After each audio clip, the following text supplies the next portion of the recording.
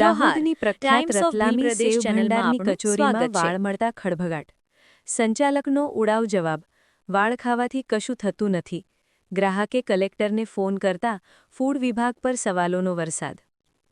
દાહોદ શહેરની જાણીતી અને નામાંકિત રતલામી સેવ ભંડારમાંથી કચોરી ખાતી વખતે એક બાળકીની પ્લેટમાંથી વાળ નીકળી આવતા પરિવારમાં ખળભળાટ મચી ગયો હતો. આ ઘટનાએ ગ્રાહકોના સ્વાસ્થ્ય સાથે ચેડા કરતી બેદરકારીને ઉજાગર કરી છે, જ્યારે સંચાલકના ઉડાવ અને અસભ્ય વર્તનથી ગુસ્સો વધુ ભડક્યો હતો.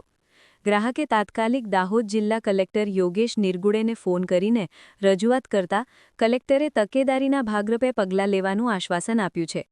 આ મામલે દાહોદ જિલ્લાના ફૂડ સેફ્ટી વિભાગ પર અનેક સવાલો ઊભા થયા છે, કારણ કે મોટા વેપારીઓની તપાસમાં તંત્ર ઘોર નિંદ્રામાં હોવાનું લાગી રહ્યું છે.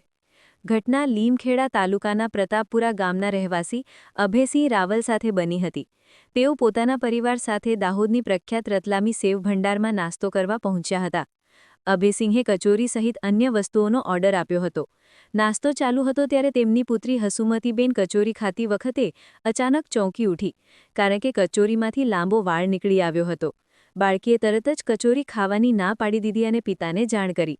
અભયસિંહ રાવલે તાત્કાલિક કાઉન્ટર પર જઈને સંચાલકને ફરિયાદ કરી. સંચાલક નાસ્તાના ટેબલ પર આવ્યા અને કચોરીમાં વાળ તપાસ્યો. ગ્રાહકે પૂછ્યું કે આ વાળ કચોરીમાં કેવી રીતે આવ્યો? ત્યારે સંચાલકે કહ્યું, ભૂલથી આવી ગયો હશે.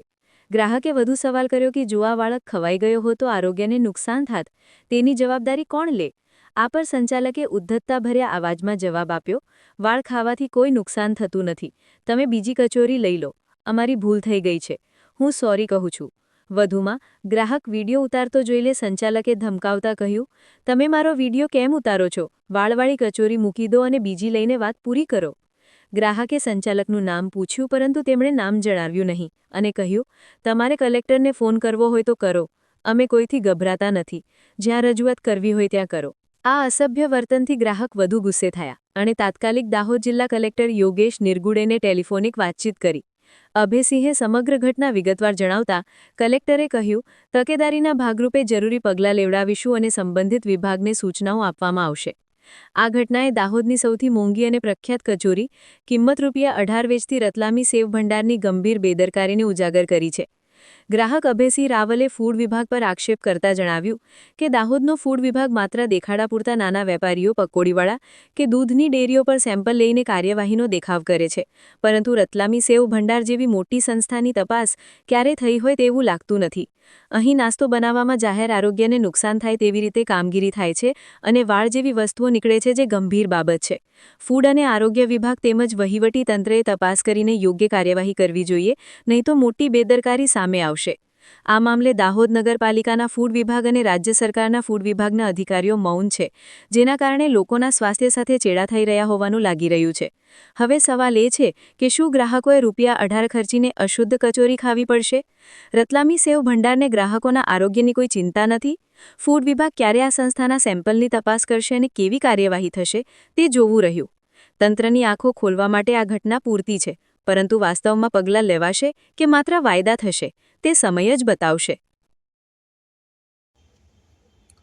મારું નામ અભયસિંહ સોનાભાઈ રાવલ, ગામ પ્રતાપપુરા, તાલુકો લીમખેડા, જિલ્લો દાહોદ. હું ગઈકાલે દાહોદ ઝાયડસમાં મારા પુત્રને લઈને ગયો હતો સારવાર કરવા માટે. ત્યાંથી પછી અમે નાસ્તો કરવા માટે દાહોદની રતલામી સેવ ભંડાર છે ત્યાં નાસ્તો કરવા ગયા હતા, હું અને મારા પરિવાર સાથે. ત્યારે અમે કચોરી અને ખમણને ફરાળી એવી વસ્તુ મંગાવી હતી ઓર્ડર કરીને.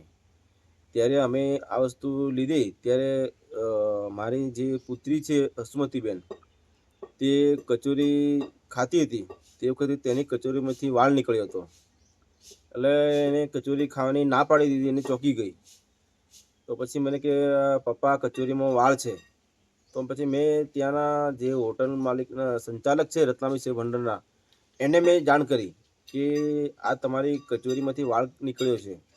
તો એ સંચાલકે મને એવું કીધું કે આ વાળ છે અમારી ભૂલ થઈ ગઈ છે અને હું તમને સોરી કહું છું અને આ કચોરી તમે રહેવા દો, બીજી કચોરી લઈ લો. તો મેં એમને કીધું કે આવી ભૂલ કેમ થઈ? તો કે મેં તમને કીધું ને સોરી કીધું એમ. એટલે પતી ગયું કે વાત છોડો, આ કચોરી બીજી તમે લઈ લો. પછી એમણે તમારે જ્યાં ફોન કરવો હોય ત્યાં કરો, અમને કોઈથી ગભરાતા નથી એવું કીધું. તો આ ફૂડ વિભાગ પણ આ અંગે કોઈ કાર્યવાહી કરતું નથી અને ફૂડ વિભાગ સામે પણ અનેક સવાલ થયા છે, કેમ કે ફૂડ વિભાગ જ્યાં તપાસ કરવા જાય છે ત્યાં એમને ખાનાપૂર્તિ કરી ફોટા પડાવી અને કાર્યવાહી પૂરી કરે છે. ફૂડ વિભાગ પણ આ અંગે કોઈ ધ્યાન રાખતું નથી. તો મારી નમ્ર વિનંતી છે કે દાહોદ જિલ્લામાં જે પણ કંઈ આવી હોટલો રેસ્ટોરન્ટો ચાલતી હોય તો એની યોગ્ય તપાસ કરે અને આવા આરોગ્ય સાથે ચેડા થાય છે તો તેની પણ કાળજી રાખે, તેવી મારી વિનંતી છે.